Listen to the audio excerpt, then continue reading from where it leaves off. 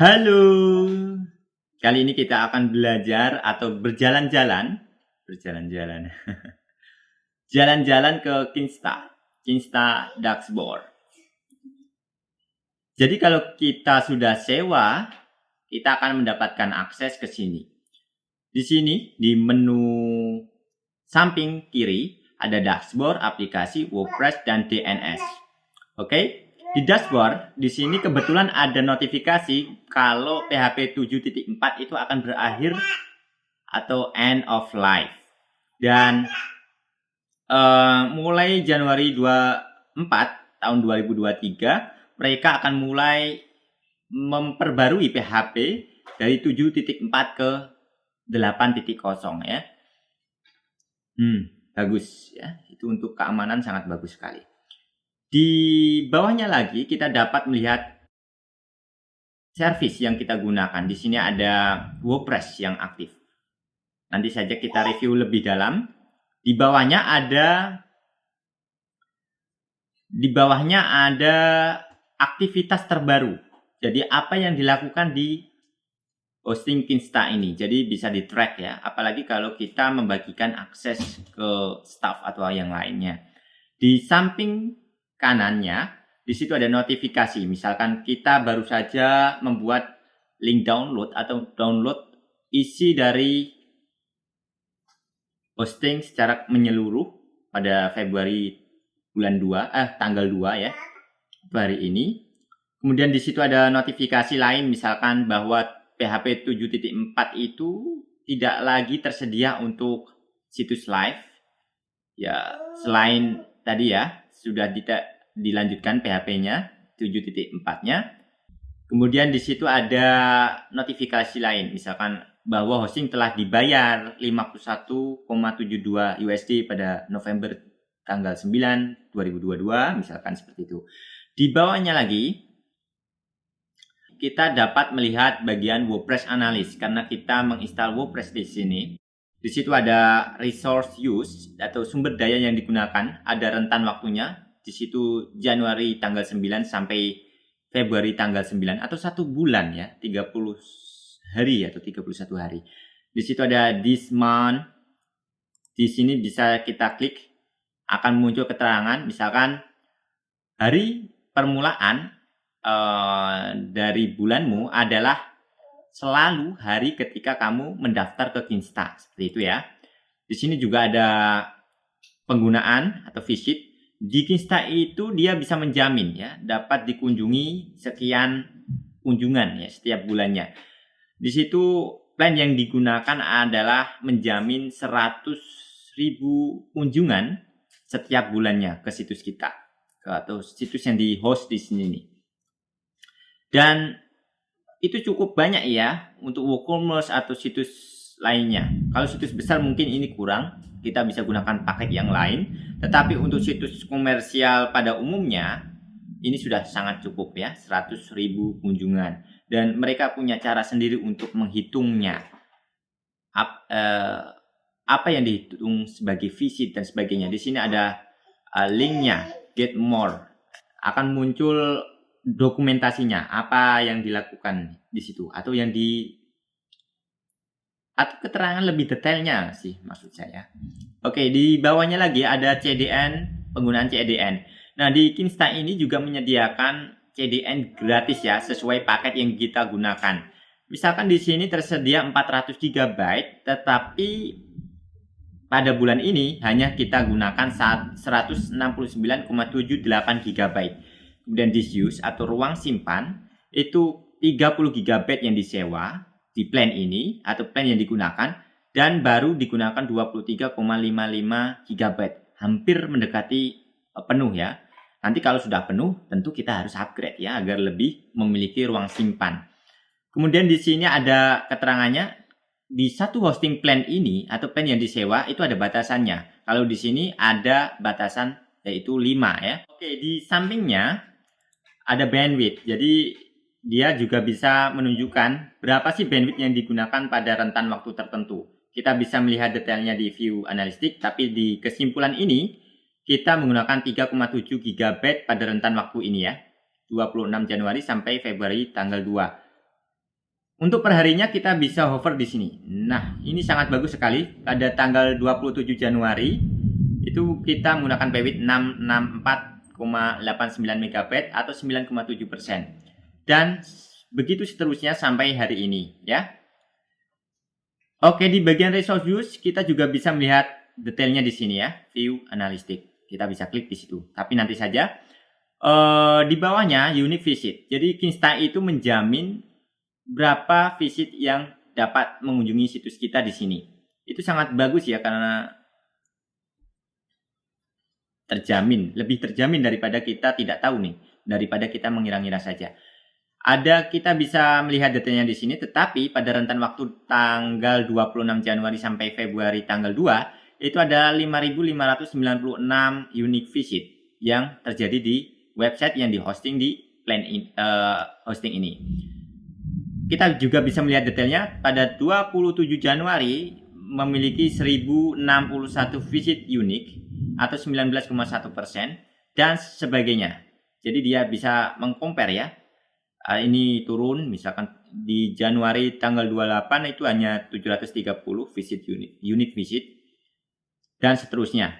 Di sini ada CDN use ya, penggunaan CDN yang disediakan dari 400 GB tadi di plan yang disewa. Kali ini hanya digunakan pada rentan tanggal 26 Januari sampai Februari tanggal 2, 55,12 GB ya. Jadi 400 GB di plan yang dipilih di sini itu sangat mencukupi. Kita juga bisa melihat detail perharinya dengan menghover tanggal-tanggal ini ya. Ya, sangat bagus sekali ya. Di bawahnya ada resource center, kita bisa belajar sesuatu dari mereka. Mari kita lihat detail dari yang atas tadi ya. Mana? WordPress Analytics. Kita lihat detail dari resource, penggunaan resource. Di situ ada beberapa tabs, resource, plan use. Jadi plan yang kita sewa itu mengizinkan 100.000 visit, 400 GB CDN, dan 30 GB ruang simpan disuse, serta 5 situs yang dapat di-host di sini. Jadi 100.000 ini kalau kita punya 5 ya dibagi 5 gitu ya intinya. 5 itu pokoknya maksimal 100.000 lah di hosting yang kita gunakan kali ini. Di bawahnya ada visit atau kunjungan. Nah, ini ada keterangannya. The number of visit, jumlah dari kunjungan disediakan setiap bulannya adalah jumlah. Ya, dia menghitung dari IP unik. Nah, ini sangat menguntungkan bagi kita klien ya. Jadi, bukannya kita membuka berkali-kali, lalu dianggap beberapa kali visit, tetapi IP kita dicatat, meskipun kita mengunjungi 5 kali halaman, tetap dihitung 1 visit. Nah, itu sangat bagus ya, karena dia menghitung berdasarkan IP. Pada periode 24 jam yang disimpan di log.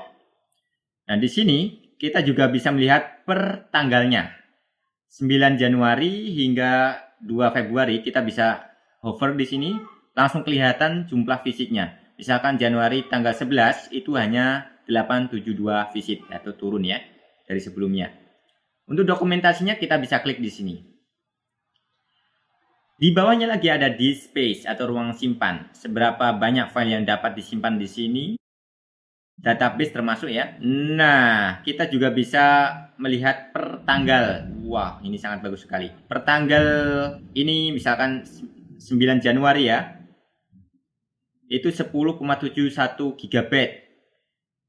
Kemudian dia naiknya kita bisa ketahui itu. Wah, sangat keren sekali, sangat detail ya. Kita bisa tahu nih kenaikan perharinya berapa. Karena perharinya dia dicatat seperti ini. Pada rentan waktu 30 hari ya ini ya. Oke. Scroll ke bawahnya ada bandwidth. Bandwidth itu kalau kita bayangkan sebuah jalan, semakin lebar jalannya, semakin banyak mobil yang bisa lewat bersamaan dan semakin cepat sampai mobil itu ke tujuannya ya. Karena kemungkinan macetnya lebih sedikit kalau semakin lebar.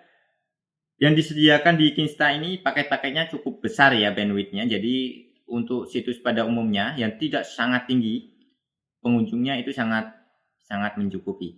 Tanggal ini pada rentan 30 hari kita juga bisa melihat detail perharinya. Sangat bagus ya. Kita bisa tahu 9 Januari itu bandwidth-nya digunakan 1,87 GB, kemudian di tanggal selanjutnya 1,9 GB dan seterusnya. Jadi kita bisa mengetahui nih, pada tanggal ini bandwidth yang digunakan segini, pengunjungnya berapa nih? Nah, keuntungannya semakin banyak pengunjungnya, semakin banyak penggunaan bandwidth, tentu semakin banyak akses di website kita. Jadi tentu semakin menguntungkan ya kalau itu sebuah WooCommerce atau situs jual beli. Di bawahnya ada top request byte. Dia bisa mengetahui yang paling banyak menggunakan bandwidth ya. Seperti ini ya, ada berapa request, misalkan gambar ini PNG, ada berapa kali request, 14.148 kalau di sini contohnya. Bandwidth yang diperlukan untuk melakukan request ini adalah 41,94 GB. Sangat-sangat bagus, detail. Dan di sini ada dokumentasinya, bisa diklik saja. Tanpa berpindah halaman dia akan membuka detailnya. Sangat membantu. Di bawahnya lagi ada top request view atau lihat ya. Paling banyak dilihat atau paling banyak di request. Seperti itu ya. Misalkan ini tentu ini JSON ya. Requestnya di sini 152.041. Bandwidth yang diperlukan adalah 68,69 MB.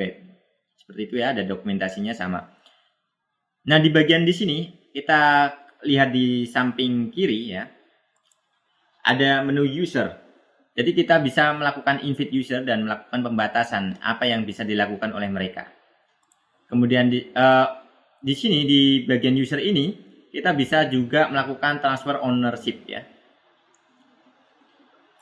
Kemudian sheet label, kita bisa menambahkan label di situ. Saya tidak mengetahui pasti apa yang bisa kita lakukan di sini ya.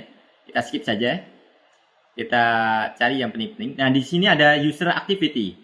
Jadi yang login ke akun ini bisa di-track. Dia melakukan apa sih? Misalkan user ini melakukan request download backup. Jamnya tanggal ini, bulan ini, sangat detail sekali. Misalkan Februari tanggal 2 tahun 2023 jam 9:02 AM. Statusnya ini ya, statusnya hijau. Dia melakukannya. Maksudnya berhasil ya kalau hijau ya. Oke, kita back saja dulu, kembali ke bagian depan tadi. Tadi kan kita melihat detail dari penggunaan ya, resource use. Kita coba lihat detail penggunaan bandwidth. Bagaimana sih? Nah, di detail penggunaan bandwidth, kita coba lihat dulu. Sama ya, di sini ada resource, plan use cannot view for. Nah, jadi paket yang kita gunakan kali ini ternyata tidak bisa untuk melihat 7 hari ya, 7 hari, tetapi hanya di bulan ini, yaitu 9 Januari sampai Februari tanggal 9. Nah, di bawahnya ada visit atau kunjungan, atau setiap orang kan punya IP nih ketika membuka website kita. Nah, itu satu IP dianggap satu visit. Jadi mereka membuka beberapa halaman tetap dianggap satu visit. Itu sangat menguntungkan ya. Di sini ada rentan waktu ini 27 Januari sampai 2 Februari itu ada 6013 visit. Ada di sini ada space juga penggunaannya. Seperti tadi ya. Oke, hampir sama ya. Oke, di sini juga ada CDN, penggunaan CDN dari bandwidth yang digunakan, top file yang paling banyak di request, top file berdasarkan byte dan sebagainya ya. Di sini ada dispersion. Ya, oke. Ternyata di sini kita bisa melihat nih, pada Jumat Januari tanggal 27 itu 33% penggunanya adalah desktop, 2%-nya tablet, kemudian 65%-nya adalah mobile. Ternyata bisa menganalisa berdasarkan jenis perangkatnya ya, desktop, tablet, mobile. Sangat bagus sekali. Di sampingnya lagi ada tab performa. Ada penggunaan rata-rata PHP dan MySQL, response time respon time dari MySQL yaitu 0,34 ya. Kita juga bisa melihat per tanggal. Ini sangat membantu untuk menganalisa dan mengoptimalkan website. Misalkan di 27 Januari itu MySQL dan rata-rata PHP respon time-nya adalah 0,32. Itu sangat cukup bagus ya. Di bawahnya ada PHP throughput. Kita juga bisa lihat di sini detailnya per hari. Sangat membantu, apalagi untuk pengelola ya. Selanjutnya di bawahnya ada PHP worker limit. Kita juga bisa lihat per hari. Wah, sangat membantu banget. Ajak penggunaan ajak juga bisa di track per hari. Ada top average PHP dan respon time dari MySQL. Ada bisa diurutkan dari top ya, teratas. Kemudian di samping kanannya ada top maksimum upstream time. Kita bisa analisa di sini page, request, dan time. Pengelola hosting kita pasti lebih tahu tentang istilah-istilah ini ya. Oke. Apalagi di sini. Nah, di sini ada respon. Ternyata ada detail tentang respon juga ya. Ada respon code breakdown. Bisa di breakdown berdasarkan ini apa nih? Respon 200 atau normal ya. Website bisa dibuka itu adalah 104.081 atau 28,5%. Respon 300 kode HTTP ya. 300, kemudian respon 400 dan respon 500 sekian. Ada persenannya. Sangat bagus, detail, menarik ya, mudah dipahami nih. Untuk orang awam saya rasa ini mudah dipahami. Ada statistik respon, redirect ya, dialihkan sekian, error sekian, success rate sekian, error ratio sekian. Jadi ini tergantung dari websitenya juga ya. Kalau websitenya diatur sekian bagus, tentu errornya akan lebih sedikit ya.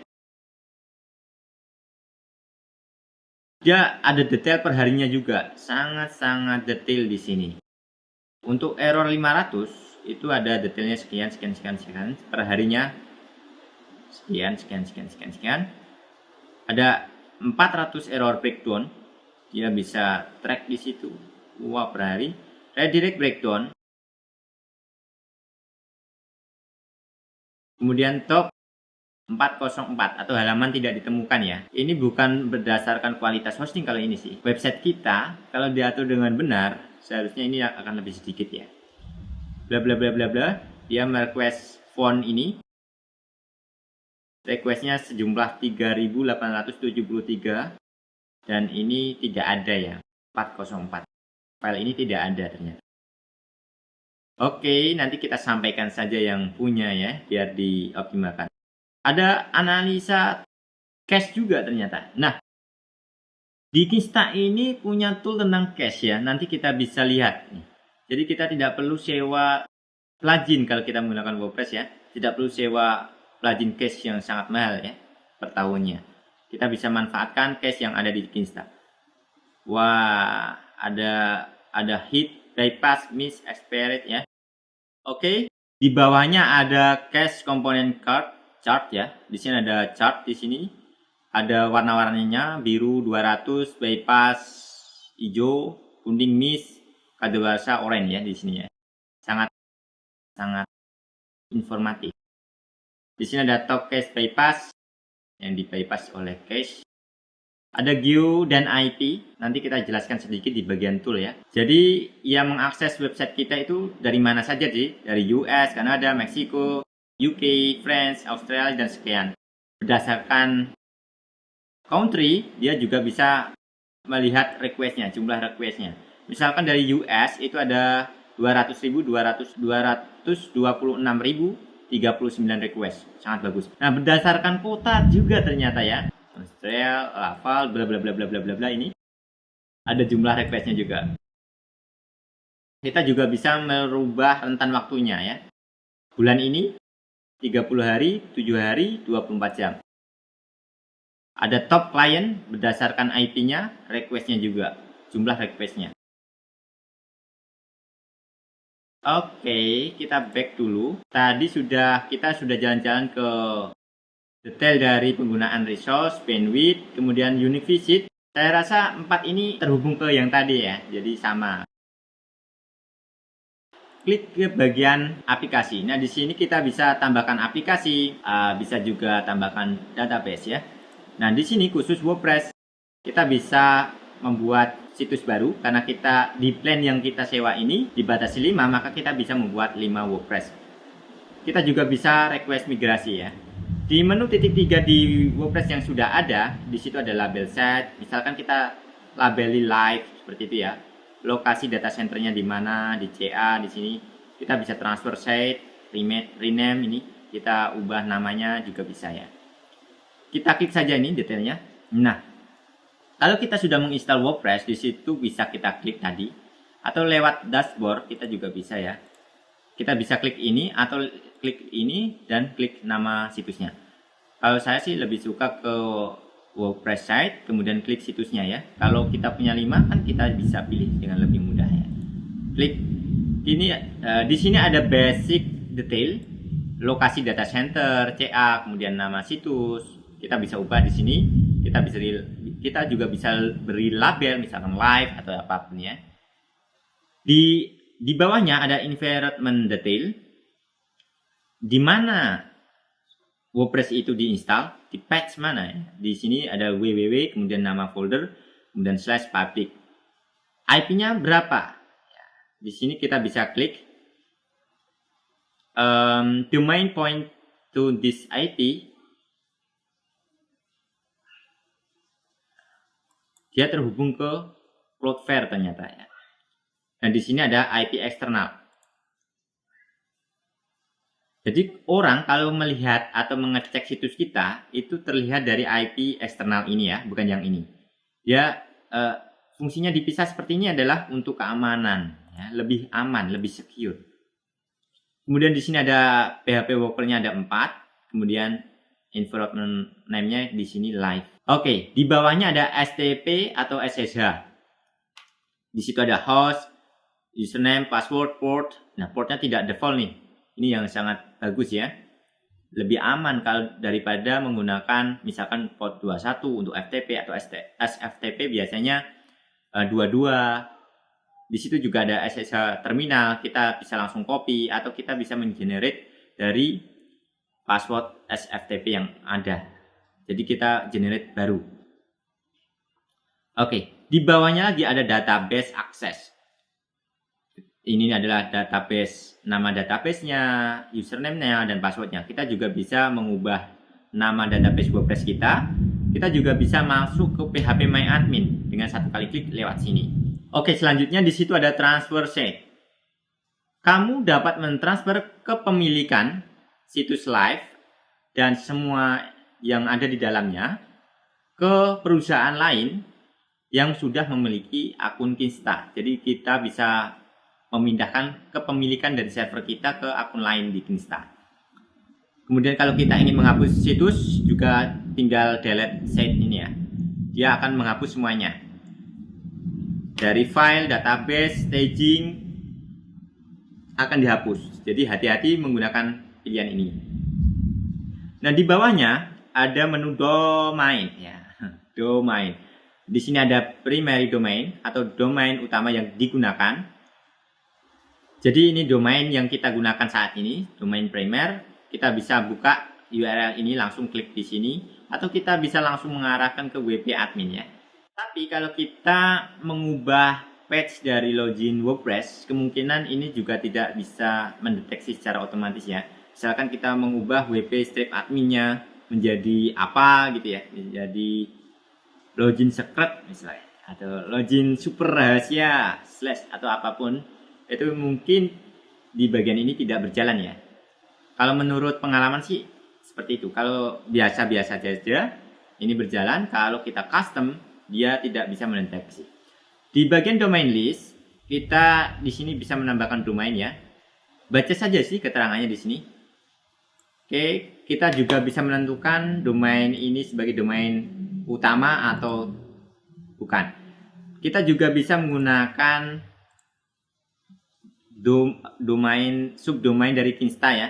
Untuk staging misalkan kita bisa menggunakan subdomainmu terserah .kinsta.cloud seperti itu ya.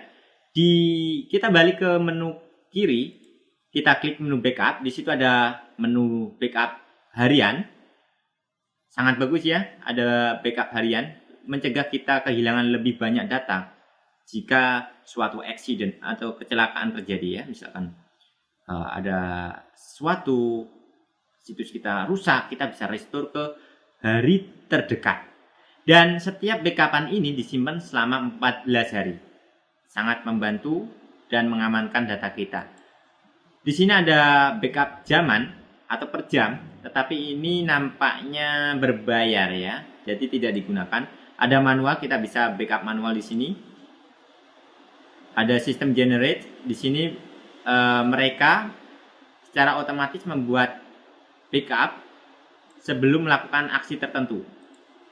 Nah, di sini kita bisa klik learn more, ada tanda tanya. Di sini ada tanda tanya, silakan klik untuk melihat detailnya. Apa saja aksi yang membuat sistem generate ini membuat backup? Misalkan ketika menggunakan search and replace, push atau going live, restore sebuah backup ke live, update WordPress plugin dan tema di MyKinsta. Jadi mereka bisa langsung update plugin dan tema lewat Kinsta di sini ya. Ada eksternal, misalkan menyimpan ke Amazon S3 atau Google Cloud Store. Tetapi ini berbayar jadi tidak digunakan di sini. Nah, di bagian download kita bisa mendownload seluruh isi yang ada di hosting secara satu kali klik.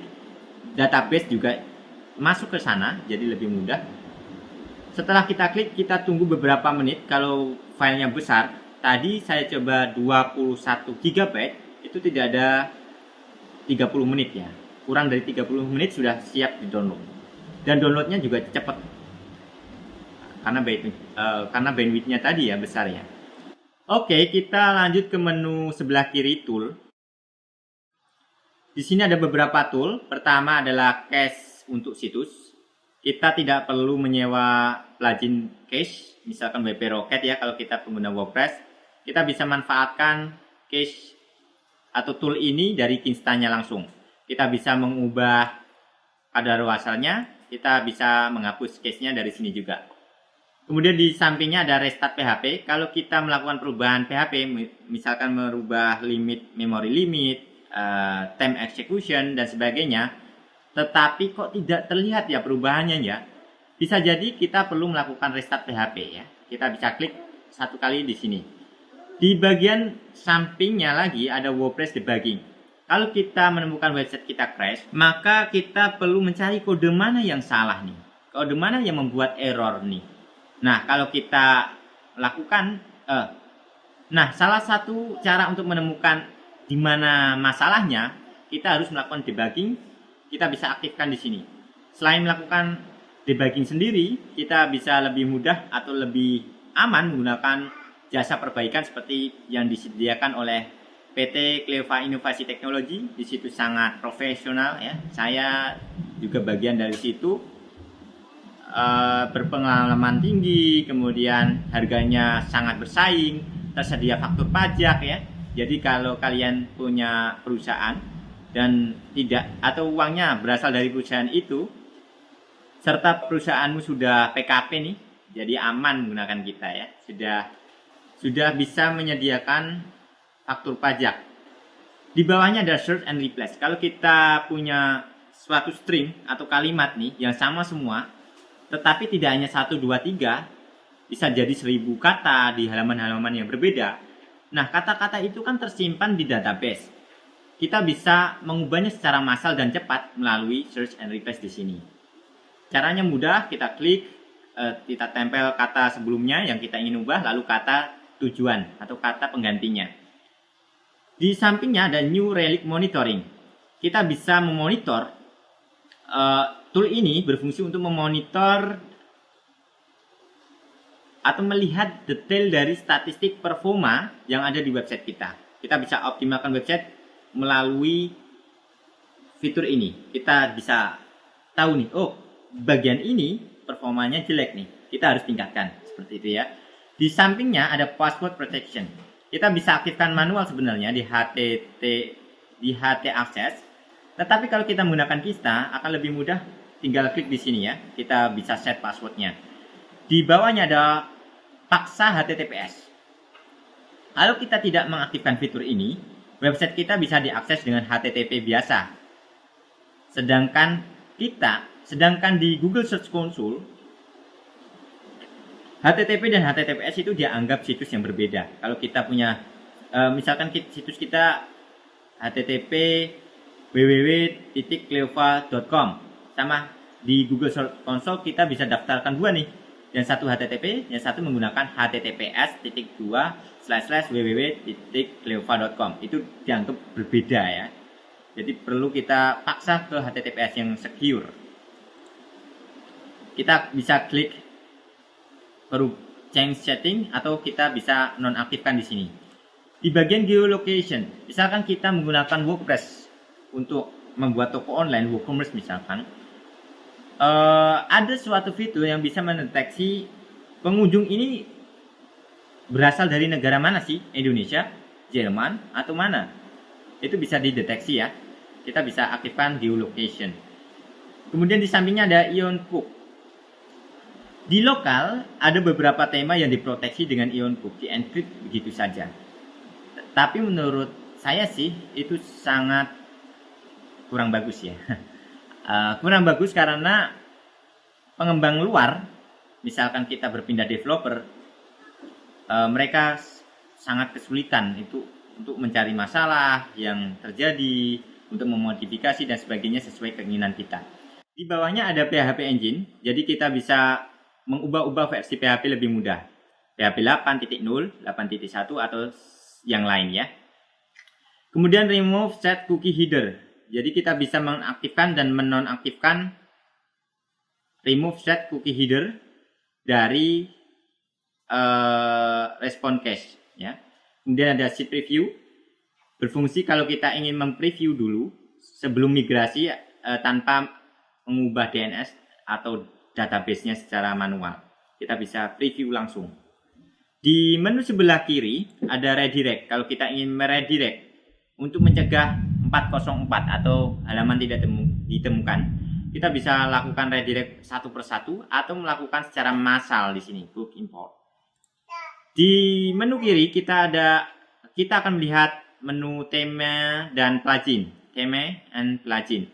Kita bisa melihat daftar tema yang aktif di WordPress kita. Kita juga bisa melihat daftar plugin yang aktif di situs kita.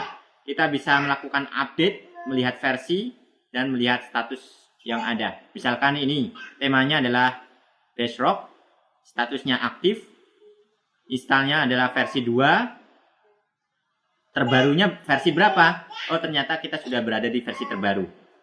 Ada 2011, statusnya tidak digunakan, yang terpasang adalah versi 3.7, yang terbaru adalah 4.2. Kita bisa update langsung satu kali klik di sini. Sama seperti tema, di plugin juga sama ya. Ada daftar nama plugin, statusnya aktif atau tidak, versi yang terpasang, versi terbaru, lalu kita ingin update atau tidak. Di menu sebelah kiri ada IP Denny. Kita bisa memblokir bot, spammer, hacker yang kita ketahui IP-nya di sini. Jadi mereka kalau mengakses website kita akan gagal. Okay, I found this on the web for Disney Dreamer Car that I can go girl. Check it out. Kemudian di Kinsta di bawah, di menu kiri, di bawah IP Denny tadi ada analistik. Ini sudah kita bahas di awal tadi ya, ada resource, ada penggunaan CDN, dispersion, performa, respon, cache, dan view and IP. Di bawah analistik kita menemukan menu CDN, kita bisa menonaktifkan CDN. CDN itu berlaku untuk gambar, CSS, dan JS ya. Jadi kita tidak perlu sewa lagi karena di paket yang kita sewa tersedia 400 GB tadi ya, CDN. Kita juga bisa clear cache DNS. Kita juga bisa clear CDN cache dengan satu kali klik di sini. Kemudian kita bisa mengatur optimasi gambar. Misalkan akan mengkonvert otomatis PNG, GIF ke JPG,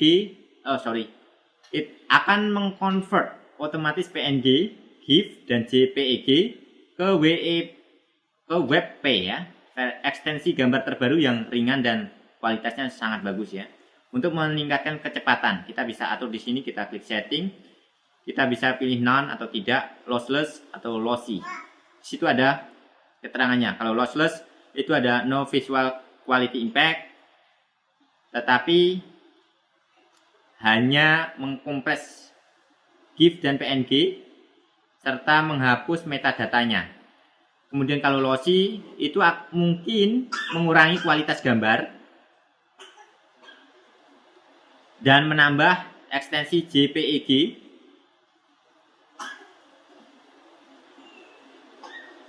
dari fitur lossless tadi ya. Oke, di sini kita nonaktifkan. Nah, di bawahnya lagi ada kode minification atau dikecilkan kodenya. Sangat bermanfaat untuk optimasi website agar lebih cepat.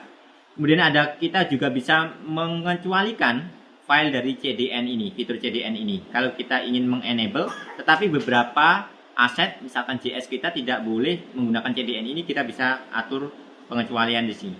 Di bawah menu CDN di menu kiri ada edge caching. Jadi dia kalau diaktifkan akan menyimpan cache dari halaman ke 275 plus point of presence atau POP di seluruh dunia untuk meningkatkan performa. Sekiranya akan naik sekitar 40%. Oke, kita beralih ke menu APM. APM itu singkatan di Application Performa Monitoring. Jadi akan mengidentifikasi sumber dari performa yang lambat di website kita. Lalu kita bisa olah itu, optimalkan, dan akan menjadi lebih baik ya tentunya. Di bawahnya ada users. Kita bisa menginvite users dengan beberapa level. Ya.